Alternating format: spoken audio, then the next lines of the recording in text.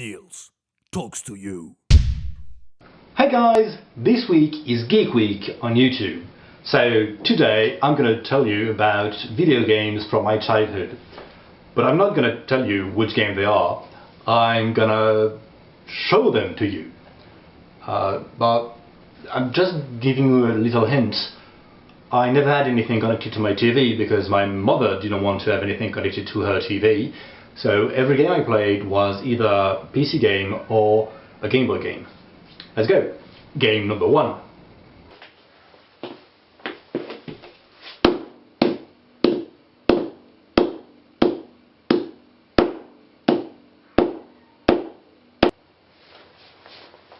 Game number 2.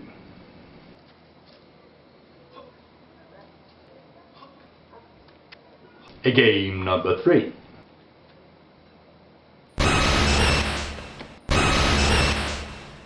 And game number 4.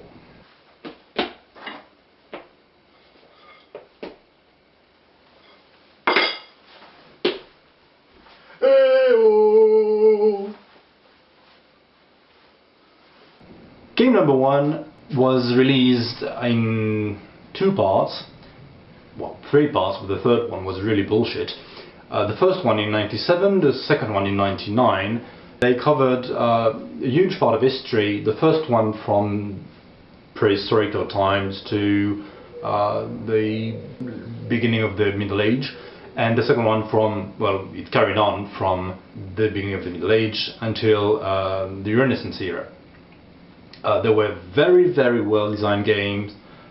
For their time, graphically quite nice, and the mechanic of the game was very pleasant, and you could actually play as a farmer. You could develop a civilization instead of just making quickly an army and rush your opponents. The second game, you might have guessed the series in which it's from. It's actually the A Link to the Past one I'm talking about. So it was released in 91 in Japan, 92 in the rest of the world, but I only played it in 2003 because it was released on Super Nintendo at first and I never had one.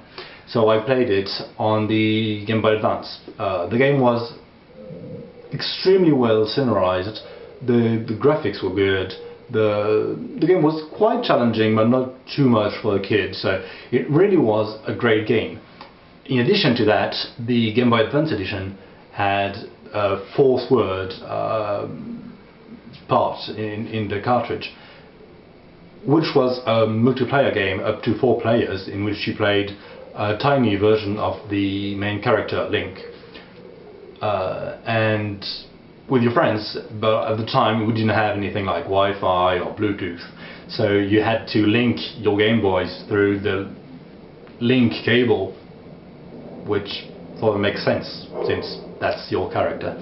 But anyway, and that was a great multiplayer experience, very funny, very, well, it was just great, basically. The third game is probably the most popular game in the world, the most well known at least, in which you could capture some little monsters.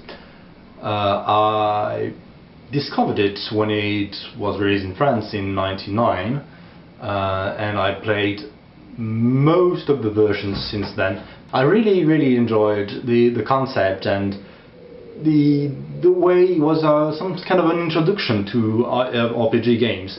I really loved it, and of course there was the whole experience around it and the trading cards and everything, so that's of course one of the biggest game ever.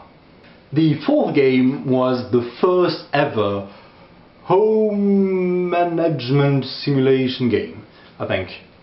You could call that. The idea was, instead of having a character with which you could kill other people or find or solve enigmas or, well, whatever, you could actually just be involved in their daily lives, saying them that they had to go to sleep, to go to eat, to go to work, to go to pee, to take a shower or anything. It was actually a game of life. Yep, so I hope you've also played and liked those games. If you hadn't, you can still do that because they're available in some form or another.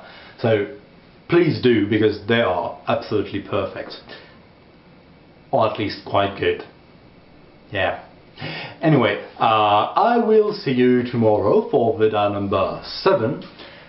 And that's it for me today. Cheers!